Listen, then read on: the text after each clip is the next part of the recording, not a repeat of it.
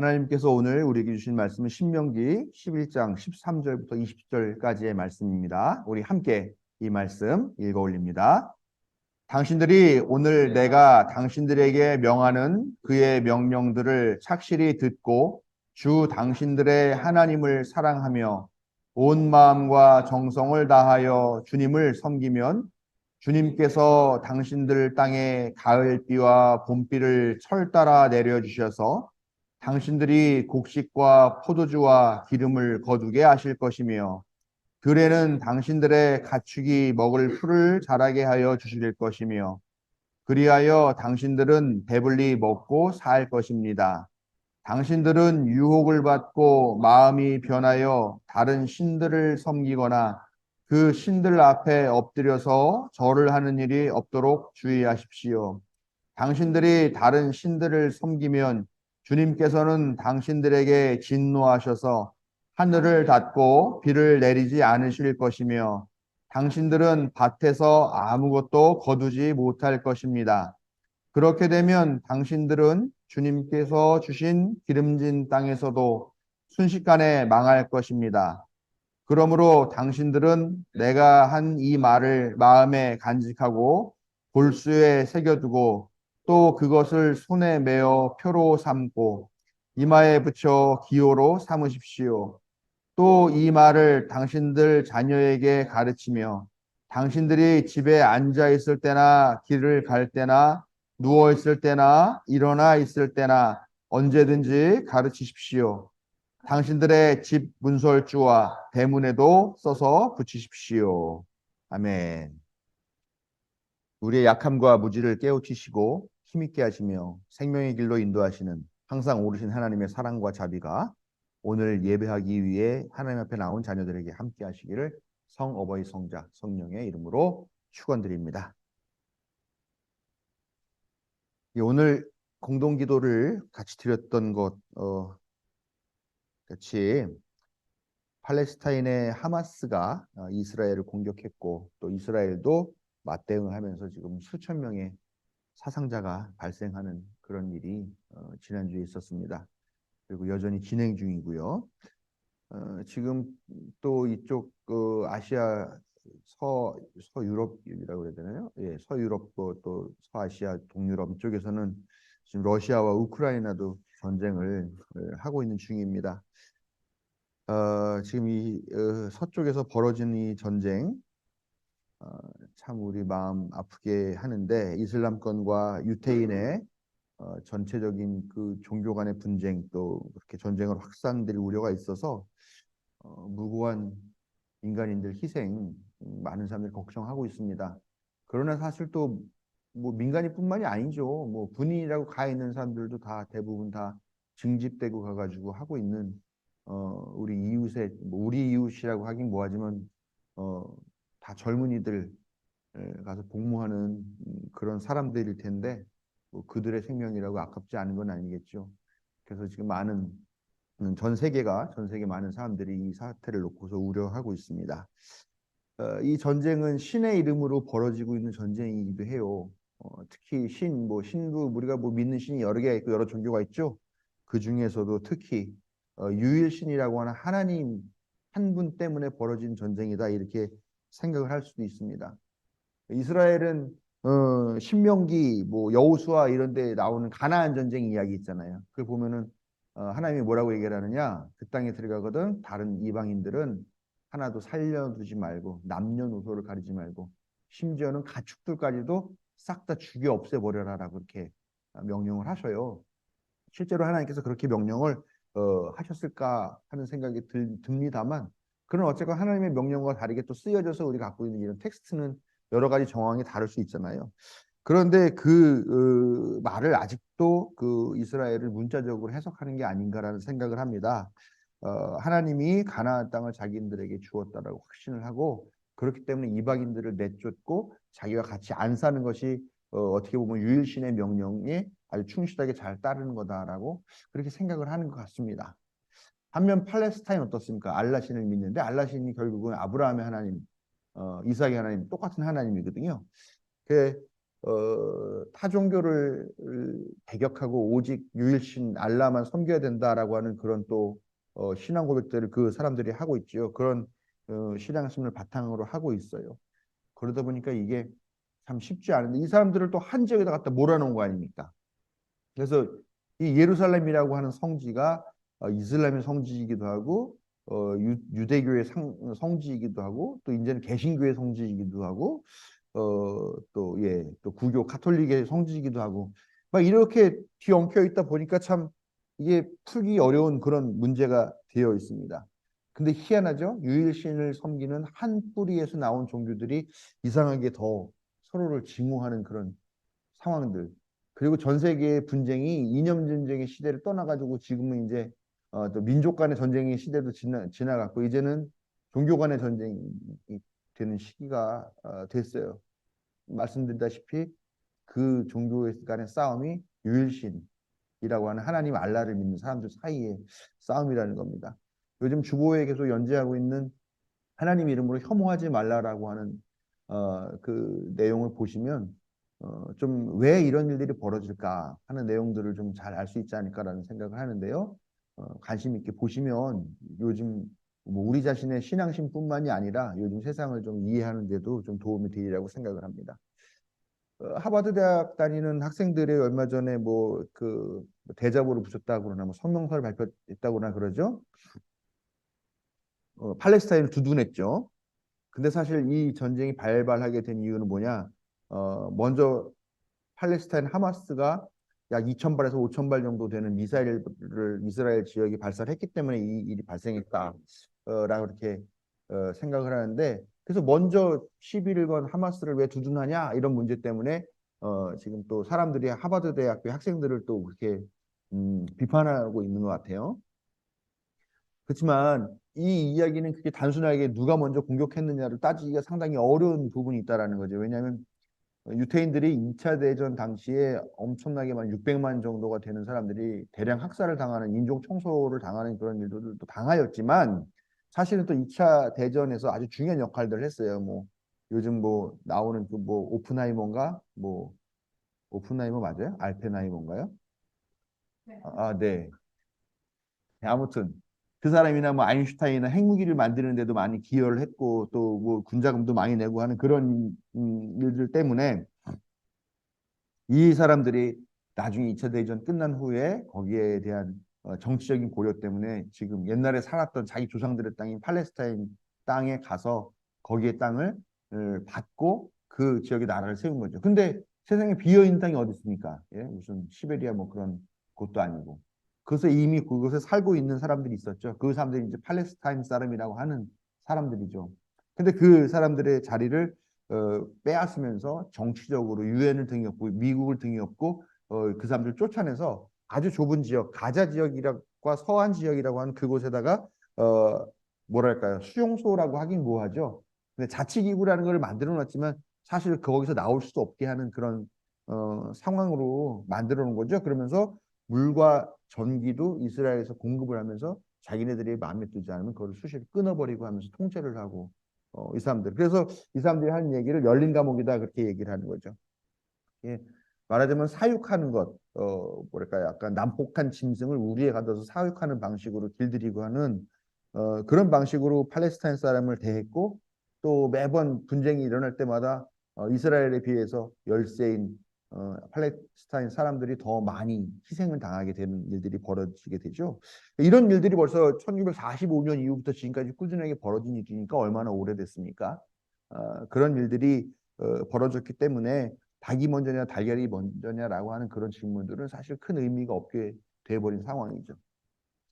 근데 지금은 이걸 정치적인 이유 때문에 우리가 좀 약간 색안경을 쓰면서 보고 또 아무래도 우리 한국 사회는 좀 친미적인 성향이 강하니까 이스라엘 편에서 보게 되는 입장이 있지만 어떻게 보면 그렇잖아요. 우리가 일제 시대에 일제 강점기를 겪으면서 일본 제국주의에서 36년 동안 식민지 지배를 받으면서 생활했는데 사실 여기도 지금 뭐 자치지구라고는 하지만 엄밀하게 말하면 식민지와 똑같은 그런 처지에 놓여 있는 것이고 우리가 독립투쟁하면서 많은 선열들이 목숨을 버린 거와 마찬가지로 어떻게 보면 이들이 벌이는 테러 활동들도 독립을 위한 활동이다라고 생각할 수도 있다라고 본다면 이 사건을 보는 입장이 좀 달라질 수 있지 않을까 하는 생각을 합니다.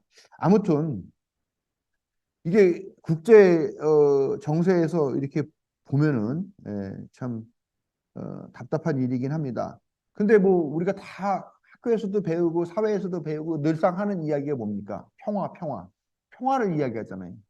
근데 평화라는 게 이렇게 쉬운 게 아니더라라는 겁니다. 지금 곳곳에 전쟁이 터지고 있고 분쟁이 일어나고 사람들이 죽어나가고 있는 너무나 당연한 거라고 생각하는 평화.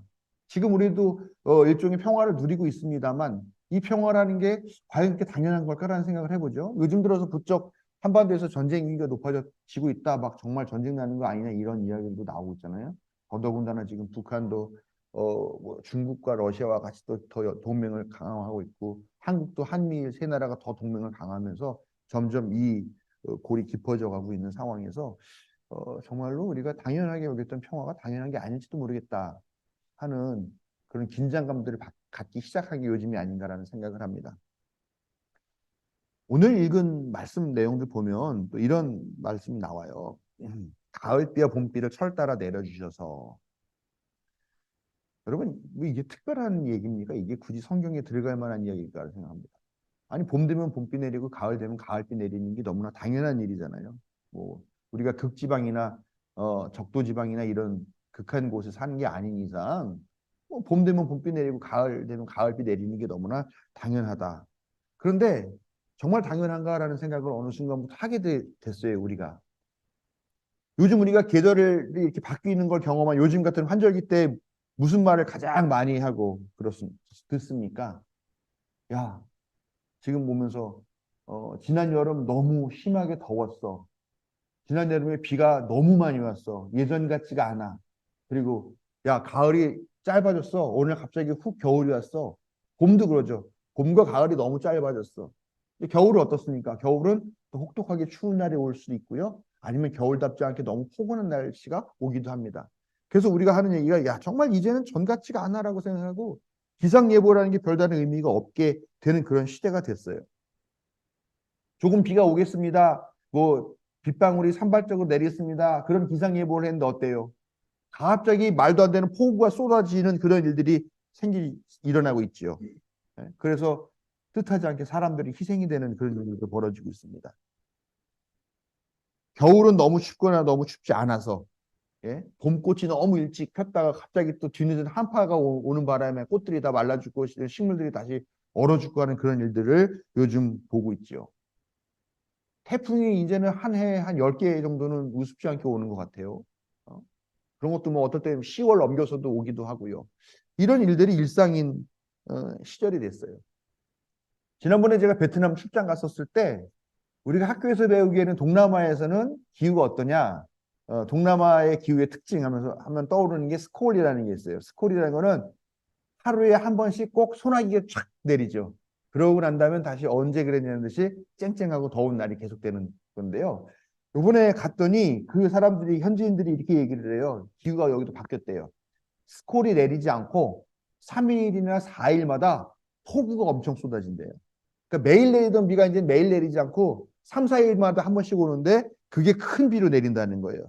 그래서 요번에 메콩강이 몇 번 범람하고 계속 그 범람 위기 때문에 자기네들이 조마조마하다 하는 그런 얘기를 듣고 왔어요. 봄에는 봄비가 오고 가을에는 가을비가 오고 여름엔 덥고 겨울엔 추워야 당연한 이 기후가 이제 많이 이상해져서 당연한 일이 아닌 그런 시절이 되어버렸습니다. 이런 이상한 현상의 빈도가 점점 더 빈번해졌고 강도는 점점 더 심해져서 우리가 그날 하루 아니면 그 한 주간의 일기를 예측하기 어려운 그런 시대가 돼버렸죠. 인류가 최근 들어서 가장 많이 걱정하고 가장 많이 입에 담고 있는 부분 이야기가 뭐냐면 기후 위기일 겁니다. 요즘은 뭐 사회복지 공동모금회 같은 데 보면은 많은 기업들이 돈도 출자해가지고 이제 이 돈을 각 단체들에게 나눠줘라라고 얘기를 하는데요. 지금 거의 90%의 사업이 기후위기라는 뭐 기후위기 대응 이런 단어가 들어가지 않으면 사업금을 딸 수가 없다고 할 정도로 지금 그렇게 많이 우리가 위기의식을 갖고 있다라는 겁니다. 제가 같이 일하고 있는 한국기독교연구소의 김준우 박사님은 벌써 이 기후 문제를 심각하게 생각하시고 한참 전서부터 이 얘기를 많이 하시는데 이분이 그런 얘기를 해요. 2030년대가 되면 인구의 20%가 죽을 것이다. 기후위기 문제로. 얼어 죽거나 쪄 죽거나. 그런데 그 20%가 대부분 다 가난한 지역에 사는 가난한 사람들일 것이다 라고 얘기를 합니다. 그렇겠죠? 그러니 이런 시대이기 때문에 때에 따라 맞는 기후를 경험한다는 것 이제는 당연한 일이 아니라 봄비와 가을비를 철에 따라서 맞는다는 것이 당연한 일이 아니라 특별한 은혜다라고 생각할 수밖에 없는 그런 시대를 우리가 살고 있다는 것입니다. 모세가 하나님 말씀을 대언하는 것을 보면 인류가 가을비와 봄비를 철 따라 맞을 수 있는 것은 전적으로 하나님의 은혜다라고 이야기를 하고 있습니다. 그리고 오늘 말씀 보면 철 따라 계절에 따라서 우리가 그 올바른 그런 삶들을 누리기 위해서는 하나님 명령을 착실히 듣고 하나님을 사랑하며 온 마음과 정성을 다하여 하나님을 섬겨야 된다. 또 그럴 때라야 곡식과 포도주와 기름을 거두고 들에서는 가축들이 먹을 풀이 자라고 그래서 사람들도 배불리 먹을 수 있다라고 그렇게 오늘 말씀 이야기하고 있습니다. 그런데 문제가 있죠. 뭐냐? 유혹을 받고 마음이 변하여서 다른 신들을 섬기거나 그 신들 앞에 엎드려 절을 하게 될 것이다라는 이야기입니다. 그리고 만약에 우리가 그렇게 하게 된다면 하늘이 닫혀서 봄에도 가을에도 비가 내리지 않고 밭에서 아무것도 거두지 못하며 기름진 땅에서도 순식간에 망가지게 될 거다라고 하는 그런 경고를 오늘 주고 계신다라는 겁니다. 가을비와 봄비를 철에 따라서 맞는 거는 고사하고 망하게 된다. 왜 망하게 된다? 다른 신들을 섬기고 다른 우상들 앞에 가서 절하면 그렇게 된다는 이야기죠. 다른 신들 우상이 뭐냐? 제가 상당히 많이 이야기 드렸을 겁니다. 바알이라고 하는 뜻이 주인이라는 뜻이고요. 이 바알이라고 하는 신은 비와 구름, 바람을 관장하는 신이다라고 이렇게 믿고 있어요. 그 비와 바람, 뭐 햇빛 이런 것들이 중요한 이유가 뭐냐? 농경 사회에서는 중요하다는 거죠. 그래야 그의 농사가 풍년이 될 수 있으니까. 그러니까 이 그 농경 시대를 농경 문화에 있었던 가나안 지방의 사람들은 이 바알이라는 신을 섬긴 거예요. 근데 이 바알이라는 신을 섬기면서 어떤 짓을 했느냐? 교회에 모여가지고 성전에 모여가지고 성전이 뭐 교회 예배당에 모여가지고 거기에서 성행위를 하는 거예요. 왜냐하면 성행위를 하면은 거기에서 또 생명 잉태되는 일들이 생기는 거죠. 그러니까 그 생명에 잉태돼서 자식을 낳고 자식이 낳으면 노동력이 많아지고 하는 것들도 하나의 종교적인 행위이고 종교적인 그런 능력이라고 본 거라는 거죠. 그렇게 우상을 숭배했다라는 겁니다. 다 그 당시에 우상이라는 게 풍요를 상징하는 것. 더 많이 갖고 더 많은 것들을 소유하는 거라는 것들을 부추기는 그런 신들을 농협 관련 신들이었다는 거죠. 사람들이 자기들의 욕심, 탐욕이 있으면은 더 많은 것을 거두고 더 많은 것을 소유하고 싶어서 우상 숭배에 빠지게 들게 되는 거죠. 그래서 실제로 더 많은 것을 거둔 사람은 부자가 되고 적게 거둔 사람은 가난한 사람이 되는 거죠. 근데 더 많이 거둔 사람은 권력과 부귀를 같이 누리게 되고 군림하게 되지만 그렇지 못한 사람들은 다 빼앗겨서 잃어버리고 노예가 될 수밖에 없는 그런 시대였다라는 거죠. 전쟁은 왜 일어나느냐? 많은 학자들이 얘기를 하는데 사람 수에 비해서 자원이 제한되어 있기 때문이다라고 이렇게 이야기를 합니다. 그럼 여러분 그렇다고 해서 정말 총량이 부족한 걸까요? 자원이 정말 부족한데 물론 뭐 다이아몬드 같이 희소한 것들은 모든 사람이 다 하나씩 나눠 가질 수는 없겠습니다만 그러나 우리가 생존이나 아니면 최소한의 생계를 위해서 필요한 절대적인 양령이 그 총량이 부족하냐라는 거예요. 봅니다. 여러분이 한국의 문제는 뭡니까? 한국에서 지금 사람들이 제일 많이 관심 갖고 있는 것 중에 하나는 그거예요. 비만. 너무 많이 먹어서 생기는. 그 다음에 너무 많이 먹어서 생기는 부자병들, 당뇨병이라든가 이런 거 문제잖아요. 근데 다른 지역에서는 어떻습니까? 가난해서 굶어 죽는 사람들도 있다라는 겁니다. 근데 그거를 나누려고 생각하나요? 그렇지 않죠. 더 빼앗고 더 망가뜨리고 해서 내가 더 많은 거를 독점적으로 소유하는 것 그런 경쟁을 하면서 살고 있다는 거예요. 다 아시는 얘기겠지만 왜 해마다 곡물 가격을 맞추기 위해서 태평양 뭐 지중해 대서양 이런 데 쏟아 버려지는 밀과 곡식의 양이 얼마나 되는지 아세요? 그거를 버리지만 않아도 지금 굶어 죽는 사람은 하나도 없다라는 겁니다. 뭐 아프리카, 뭐 소말리아 이런 지역에서 난민들이 생길 수가 없다라고 얘기를 하고 있어요. 근데 곡물 가격 맞추기 위해 가지고 그걸 버리고 있습니다. 또 자원을 또 투기하는 그런 세력들 얼마나 많이 있어요. 예, 그래서 그걸로 시세 차이 노려가지고 또 아니면 창고를 넓게 갖고 있는 사람들은 거기다 물건을 잔뜩 쌓아놓고서 가격이 올라갈 때까지 기다렸다가 이런 일들 많죠. 이런 자본주의적 경쟁 때문에 사실은 전쟁이 일어나는 일이 많다라는 겁니다. 여러분, 왜 이스라엘과 팔레스타인이 함께 공존할 수가 없을까요?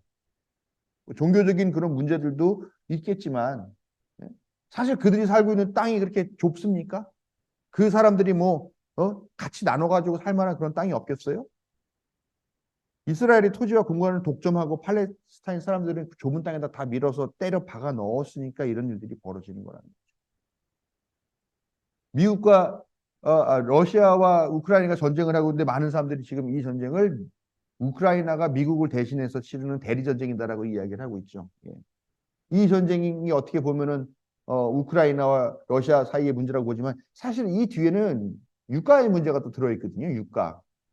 그 미국이 지금 또 사우디아라비아하고도 관계가 안 좋아요. 둘이 최우방이라고 얘기했는데 지금 사우디아라비아하고도 관계가 안 좋아요. 왜 그러냐면 미국이 지금 계속 그 사우디아라비아 최대 산유국인데 거기다가 기름 많이 생산해라.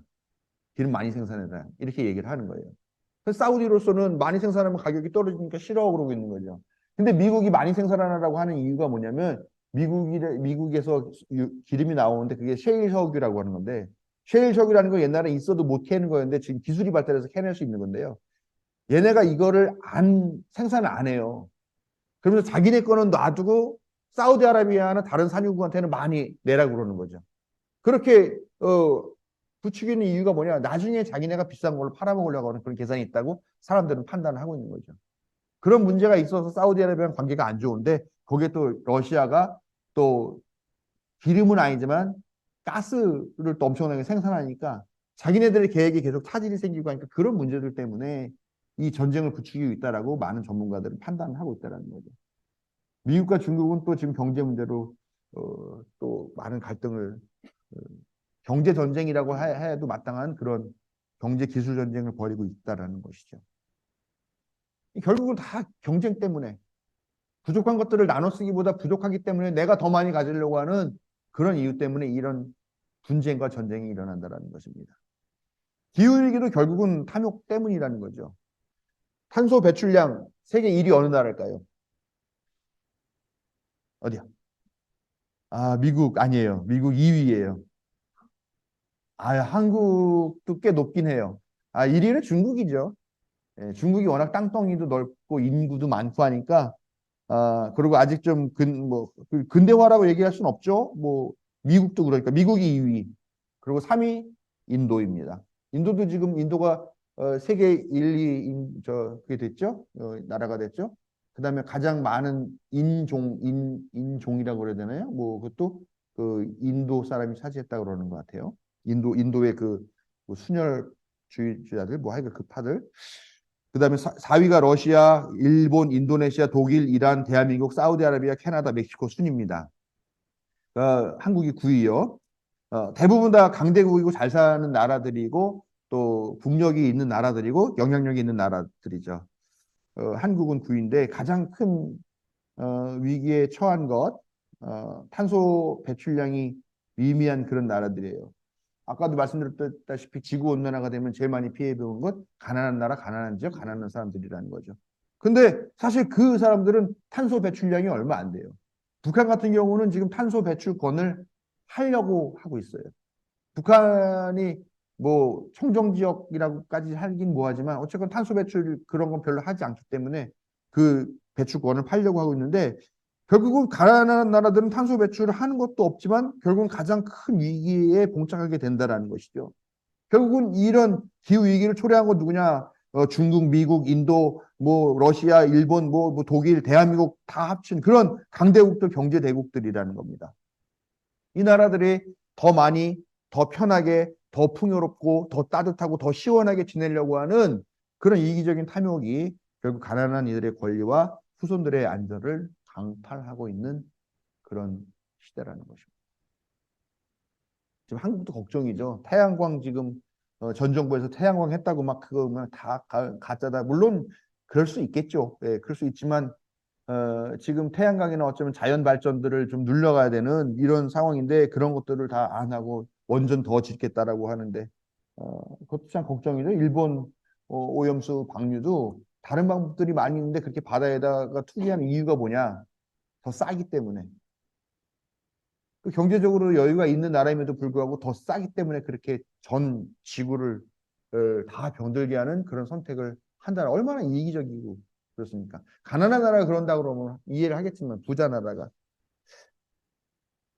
인류가 전쟁을 끝내고 지구를 살리기 위해서는 즉 철 따라 봄비를 맞고 가을비를 맞으려면 탐욕의 우상 숭배를 거부해야 됩니다. 그리고 다시 하나님 말씀으로 돌아가 그 명령에 순종해야 합니다. 모세는 하나님 말씀을 마음에 간직하고 골수에 새겨두고 손에 메어 표로 삼고 이마에 붙여 기호로 삼고 자식들에게 가르치며 집에서나 길에서나 누워서나 일어서나 있을 때나 가르치고 집 문설주와 대문에도 써 붙여라라고 그렇게 오늘 말씀을 통해서 우리에게 하나님의 명령을 전하고 있습니다. 이 말이 무슨 말이겠습니까? 그냥 그런 삶을 살라는 거예요. 예? 그 삶이 그런 이런 하나님의 말씀에 따라서 우상 숭배를 거부하고 하나님이 정하신 순리에 따라 사는 이런 삶을 몸에 익혀라라는 거죠. 그리고 가훈 가풍으로 삼으라는 겁니다. 그래서 대대손손 계승하고 따르라는 겁니다. 즉 탐욕에 빠지지 말고 이기주의에 빠지지 않은 그런 삶을 살아라라고. 이거는 뭐냐? 야, 요 시대, 요 아브라함 니네 시대 때만 이 말을 들어라. 아니면 예수님 시대에만 이 말을 들어라. 뭐 무슨 예언자 시대만 이 말을 들어라라가 아니에요. 예? 뭐 문설주에 써놓고 대대손손 가르치면서 그렇게 하라고 그러는 거죠. 이마에까지 써붙여서 표로 삼으라고 하는 거죠. 이건 뭐냐? 세상이 다 변한다 할지라도 이 원칙만큼은 바뀌지 않을 거라고 하는 하나님이 정하신 원칙이라는 것을 알려주는 것입니다. 상대만이 아니라 자손 대대로 올바로 살아갈 수 있는 귀한 가르침. 탐욕을 따르지 마라. 이기적으로 살지 마라. 그것이 바로 하나님의 말씀입니다. 욕심 부리지 말고 다 함께 상생하고 공존할 수 있는 나라, 그것이 바로 하나님 나라입니다. 우리가 할 수 있는 일들이 많지는 않겠지만 우리의 삶에서부터 우리가 탐욕을 버리고 내려놓고 꼭 쥐고 있는 손을 펼쳐서 나누는 그런 삶을 살아가는 노력들을 할 때 우리가 하나님 말씀을 진정으로 살아내는 것이 될 겁니다. 하나님의 말씀을 우리 삶으로 그렇게 품고 또 후대에 가르치면서 실천하는 성도들에게 하나님의 크신 복이 함께 하시기를 축원합니다.